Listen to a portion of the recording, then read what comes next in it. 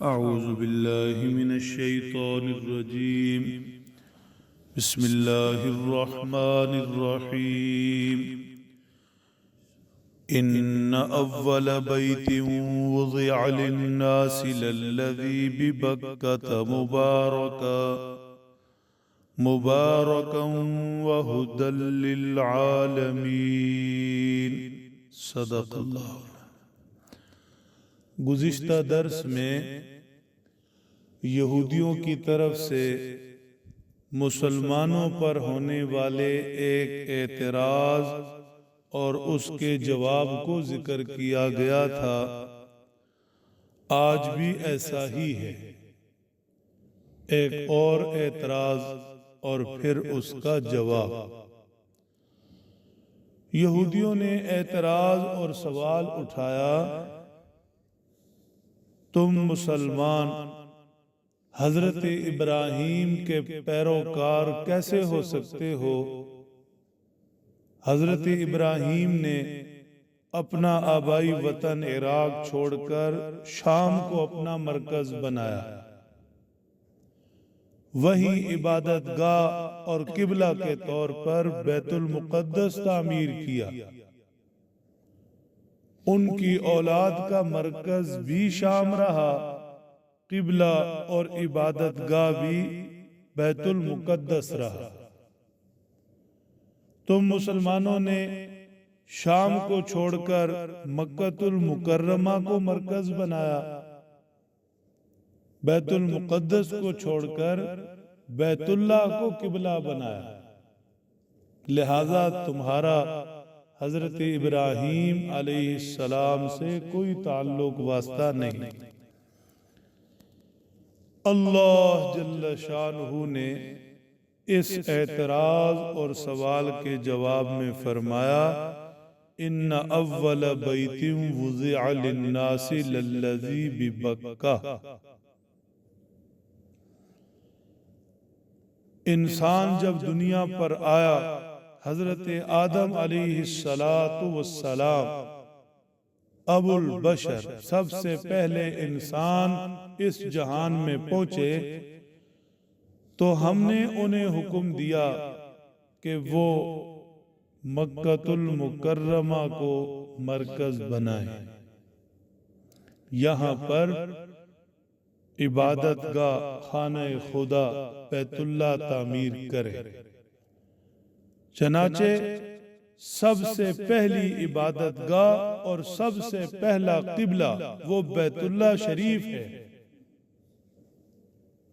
اللہ کو ماننے والوں کا مرکز۔ پھر طوفان نوح آیا، ہر چیز بہہ گئی۔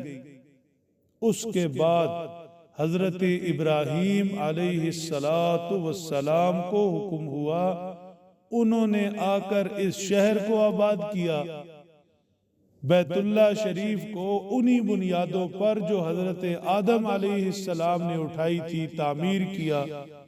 دونوں باپ بیٹے حضرت ابراہیم و اسماعیل یہاں پر عبادت گاہ کے طور پر، قبلہ کے طور پر بیت اللہ کو تعمیر فرماتے ہیں۔ تو اب بتاؤ کہ ہم جو مکہ کو مرکز بنائے ہوئے ہیں تو کس کی پیروی میں؟ حضرت ابراہیم کی پیروی نے۔ انہوں نے اثر نو اسے مرکز بنایا، انہوں نے ہی اس بیت اللہ شریف کو تعمیر کیا، انہوں نے ہی اسے قبلہ قرار دیا۔ تو پھر تمہارا یہ کہنا کتنا غلط ہے کہ ہم بیت المقدس کو چھوڑ کر بیت اللہ کو اپنائے ہوئے ہیں، یا شام کو چھوڑ کر مکہ کو مرکز بنائے ہوئے ہیں۔ چھوڑنا تو تب ہو کہ پہلے اپنایا ہو۔ مکہ المکرمہ پہلا مرکز، بیت اللہ شریف پہلی عبادت گاہ اور پہلا قبلہ، اور حضرت ابراہیم نے اس کی دوبارہ سے تعمیر کی، انہی بنیادوں پر انہوں نے شہر کو آباد کیا۔ تو ہم تو حضرت ابراہیم کی پیروی میں مکہ کو آباد کیے ہوئے ہیں، بیت اللہ کو عبادت گاہ اور قبلہ بنائے ہوئے ہیں۔ پھر یہ بھی دیکھو کہ یہ بیت اللہ شریف پہلی عبادت گاہ، مسلمانوں کا قبلہ، جس شہر مکہ المکرمہ میں ہے، اللہ فرماتے ہیں ہم نے اس میں دو کمال رکھے، دو خوبیاں رکھی۔ ایک یہ مبارکن، اس شہر کو برکت والا بنایا۔ برکت کسے کہتے ہیں؟ کسی چیز کا بڑھ جانا۔ بڑھنا ایک تو یہ ہوتا ہے کہ عدد کے حساب سے وہ چیز بڑھ جائے، 2 سے 4 ہو جائے، 4 سے 6 ہو جائے، 6 سے 10 ہو جائے۔ اور ایک برکت ہوتی ہے مانوی برکت، عدد کے حساب سے نہیں ہوتی، لیکن جو بھی ہے اس سے فائدہ بڑھ جائے۔ اللہ سے رزق مانگا تو رزق پیسوں میں نہیں بڑھا کہ لاکھ تھے تو 5 ہو گئے، نفع میں بڑھ گئے کہ وہی جو پہلے لاکھ تھا اس میں اللہ نے نفع زیادہ رکھ دیا۔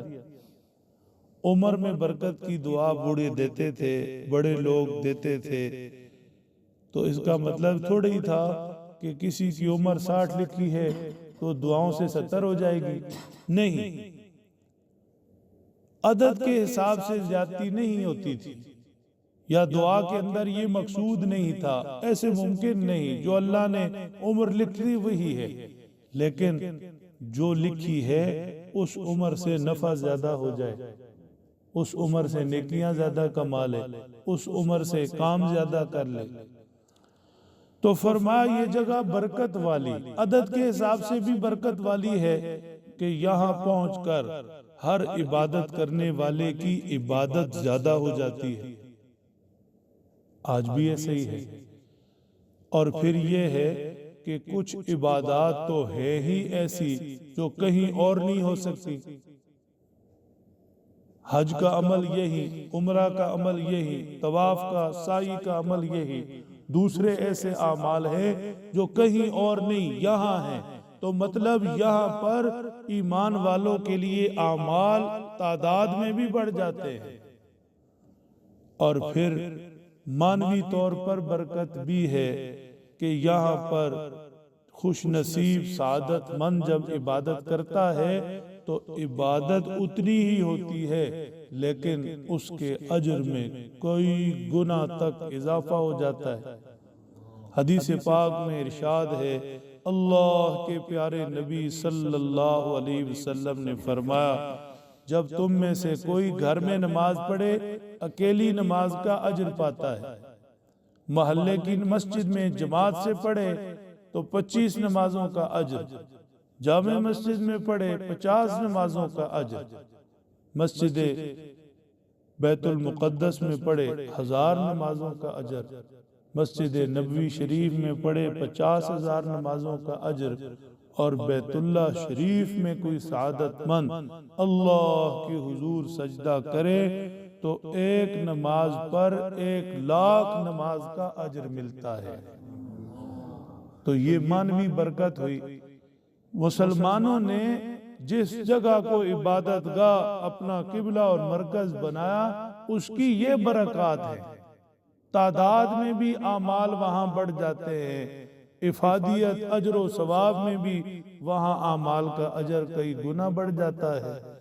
اور پھر یہ کہ وہ جگہ ہدی للعالمین، ہدی للعالمین، جگہ تو بظاہر تھوڑی ہوگی، یعنی پوری دنیا کے حساب سے اگر دیکھا جائے تو بیت اللہ شریف یا حرم کی جو سرزمین اور وہ حدودیں اتنی سی بھی نہیں بنتی، جگہ تو یہ تھوڑی ہوگی، لیکن یہ جگہ ایسی کہ پورے جہان کو ہدایت یہاں سے ملے گی۔ یوں سمجھیے کہ ہدایت کا نور جو یہاں سے روشن ہوا، اس نور ہدایت سے کل کائنات منور اور روشن ہوگی۔ اور دوسرا یہ کہ اس تھوڑی سی جگہ کو، اس بیت اللہ شریف خانہ خدا کو اللہ نے نشان ہدایت بھی بنایا، نشان ہدایت بھی بنایا کہ پوری انسانیت دنیا کے طول و عرض میں جہاں بھی موجود ہے، اس طرف رخ کر کے اللہ کے حضور سجدے کرے گی، اللہ کا قرب پائے گی، اللہ کی معرفت اسے نصیب ہوگی۔ یہ بیت اللہ شریف برکت اور ہدایت دونوں اپنے اندر لیے ہوئے ہے۔ ہدایت میں نور ہدایت بھی بیت اللہ، نشان ہدایت بھی بیت اللہ۔ اللہ سمجھ دے، عمل کی توفیق۔